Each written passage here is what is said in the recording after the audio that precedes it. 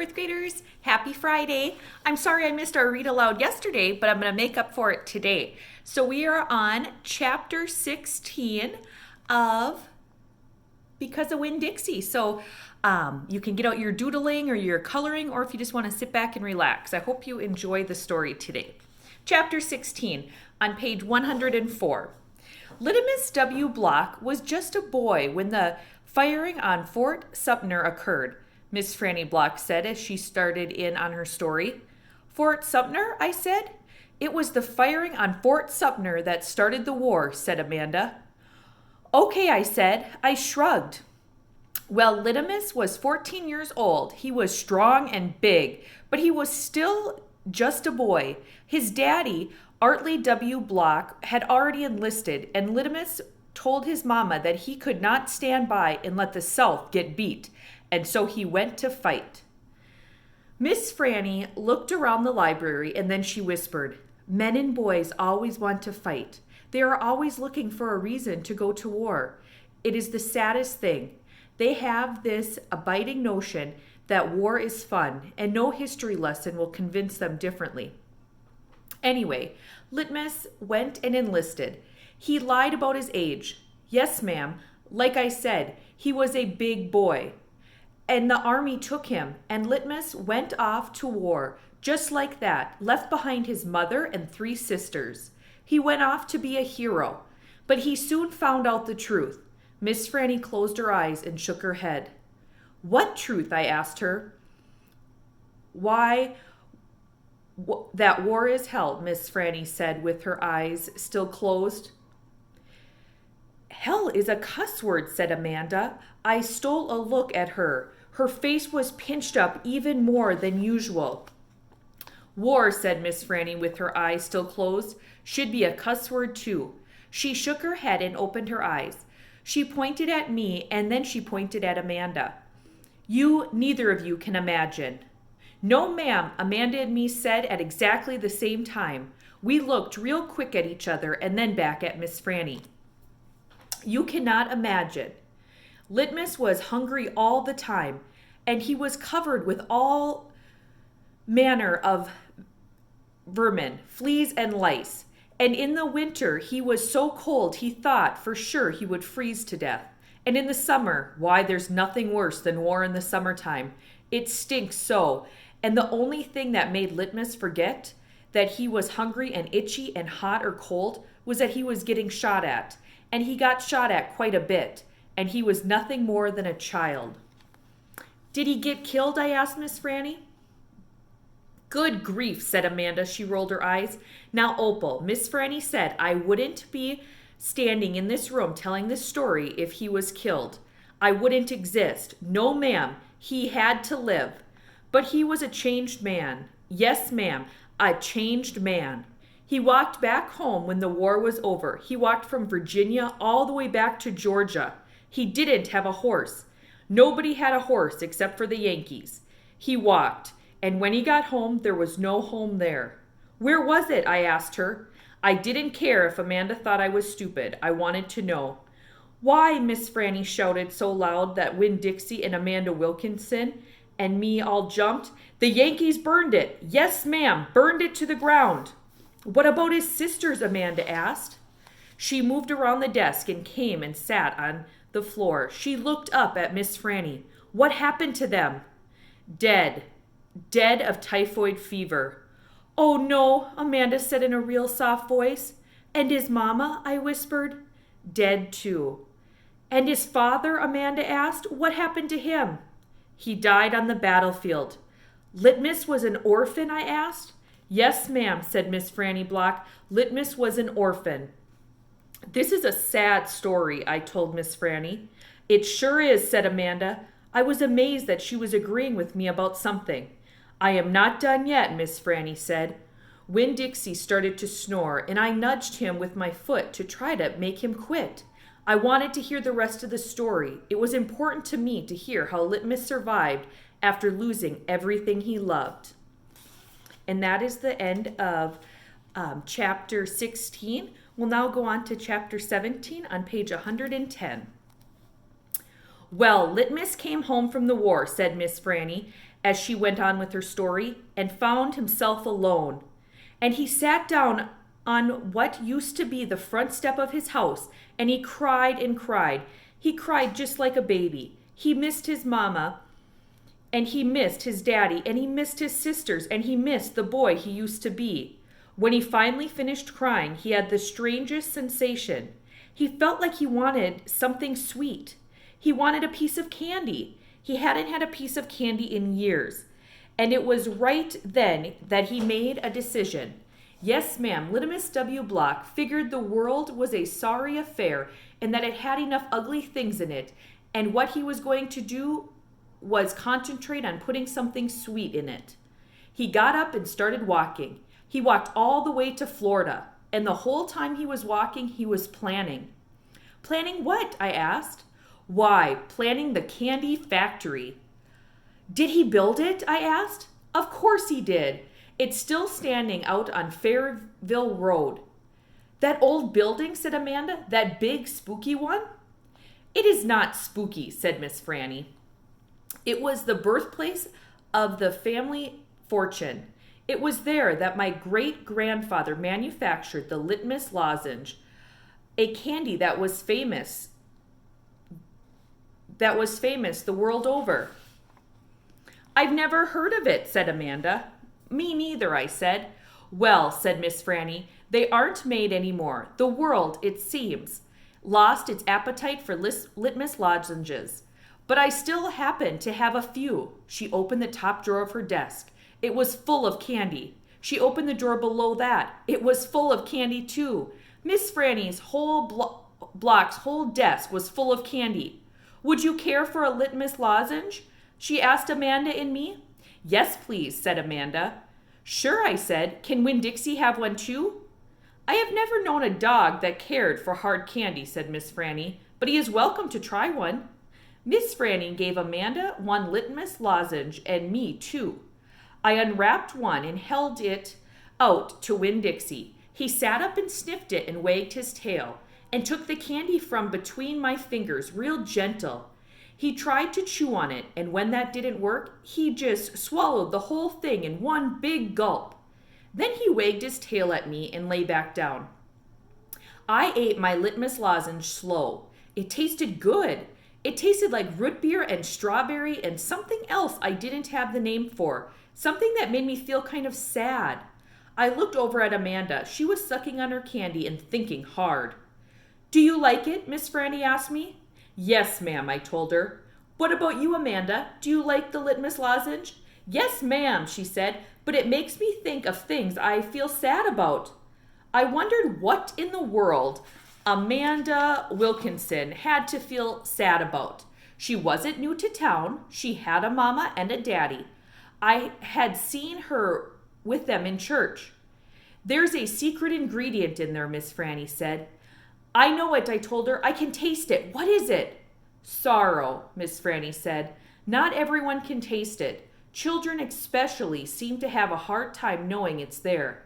I taste it, I said. Me too, said Amanda. Well then, Miss Franny said, you've probably both had your share of sadness.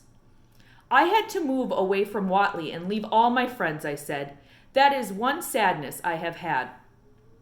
And Dunlap and Stevie Dewberry are always picking on me. That's another sadness.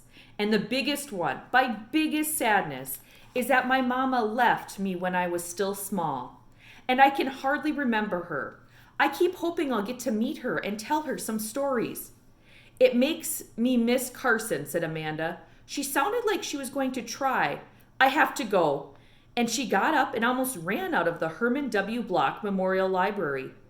Who's Carson? I asked Miss Franny. She shook her head. Sorrow, she said. It is a sorrow-filled world. But how do you put that in a piece of candy? I asked her. How do you get that taste in there? That's the secret, she said. That's why Litmus made a fortune.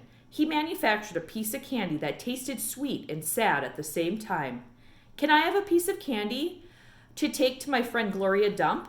And another one to take to Otis down at Gertrude's Pets? And one for the preacher? And one for Sweetie Pie too? You may have as many as you want, said Miss Franny. So I stuffed my pockets full of litmus lozenges, and I thanked Miss Franny for her story, and I checked out Gone with the Wind, which was a very big book. And I told Winn-Dixie to get up, and the two of us left and went over to Gloria Dump's. I rode right past the Dewberry's house.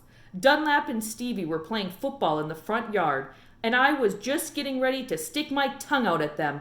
But then I thought about what Miss Franny said, about war being hell, and I thought about what Gloria Dump said about not judging them too hard, and so I just waved instead. They stood and stared at me, but when I was almost all the way past, I saw Dunlap put his hand up in the air and wave back. "Hey," he hollered. "Hey, Opal." I waved harder, and I thought about Amanda Wilkinson and how it was neat that she liked a good story the same as I did, and I wondered again, who was Carson? That brings us to the end of the chapter on page 117. I'll read one more chapter, chapter 18. When we got to Gloria Dump's, I told her I had 2 surprises for her and asked which one did she want first, the small one or the big one? "The small one," said Gloria. I handed her the litmus lozenge, and she moved it around in her hands, feeling it. "Candy?" she said. "Yes, ma'am," I told her. "It's called a litmus lozenge." "Oh, Lord, yes. I remember these candies. My daddy used to eat them." She unwrapped the litmus lozenge and put it in her mouth and nodded her head. "Do you like it?" I asked her. "Mm-hmm." She nodded her head slowly. "It tastes sweet, but it also tastes like people leaving." "You mean sad?" I asked. "Does it taste like sorrow to you?" "That's right," she said. "It tastes sorrowful, but sweet. Now, what's surprise number 2? "A book," I said. "A book?" "Uh-huh," I said. "I'm going to read it out loud to you. It's called Gone with the Wind. Miss Franny says it's a great book. It's about the Civil War. Do you know all about the Civil War?" "I have heard it mentioned a time or two," said Gloria, nodding her head and sucking on her litmus lozenge.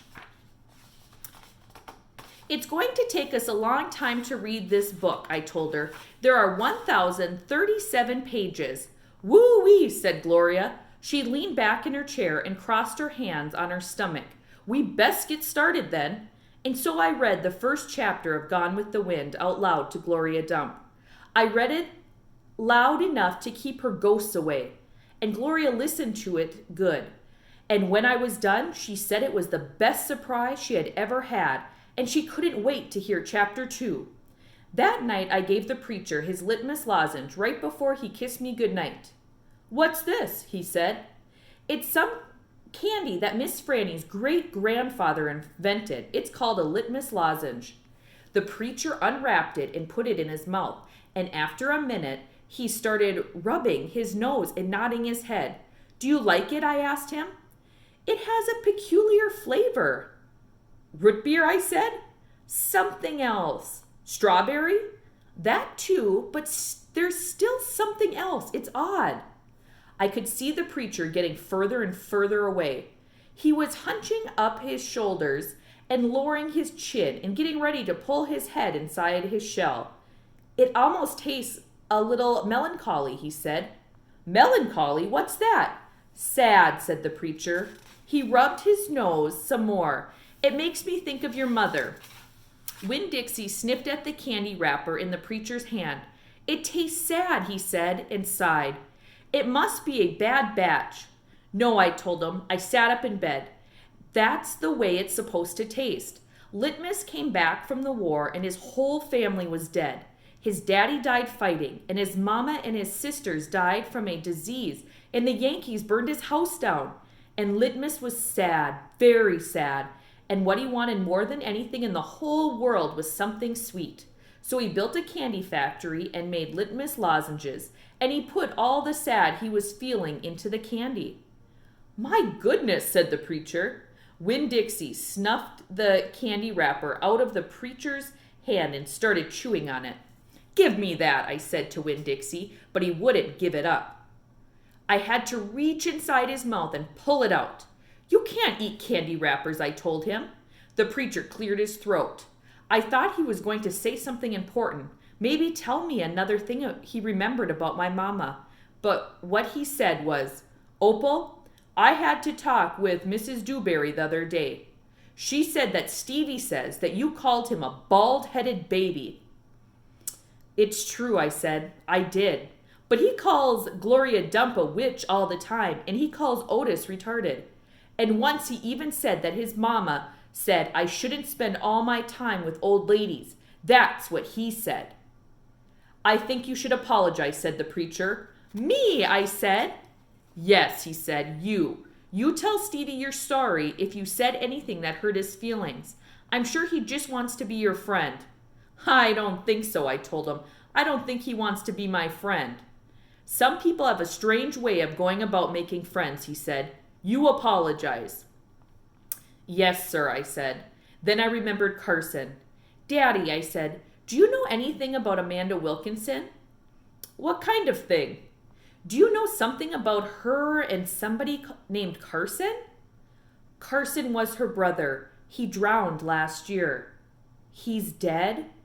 "Yes," said the preacher. "His family is still suffering a great deal." "How old was he?" "5," said the preacher. "He was only 5 years old." "Daddy," I said, "how could you not tell me about something like that?" Other people's tragedies should not be the subject of idle conversation. There was no reason for me to tell you. "It's just that I needed to know," I said, "because it helps explain Amanda. No wonder she's so pinch-faced." "What's that?" the preacher said. "Nothing," I said. "Good night, India Opal," the preacher said. He leaned over and kissed me, and I smelled the root beer and strawberry and the sadness all mixed together in his breath. He patted Winn-Dixie on the head and got up and turned off the light and closed the door. I didn't go to sleep right away. I lay there and thought how life was like a litmus lozenge, how the sweet and the sad were all mixed up together, and how hard it was to separate them out. It was confusing. "Daddy," I shouted. After a minute, he opened the door and raised his eyebrows at me. "What was that word you said? The word that meant sad." "Melancholy," he said. "Melancholy," I repeated. I liked the way it sounded, like there was music hidden somewhere inside it. "Good night now," the preacher said. "Good night," I told him back. I got up out of bed and unwrapped a litmus lozenge and sucked on it hard and thought about my mama leaving me. That was a melancholy feeling. And then I thought about Amanda and Carson, and that made me feel melancholy too. Poor Amanda and poor Carson. He was the same age as Sweetie Pie, but he would never get to have his 6th birthday party. Okay, 4th graders, that brings us to the end of the chapter. We finished on page 127. So for my read aloud next week, I'll start on chapter 19 on page 128. Thank you so much for listening today and have a great weekend. Bye, 4th graders.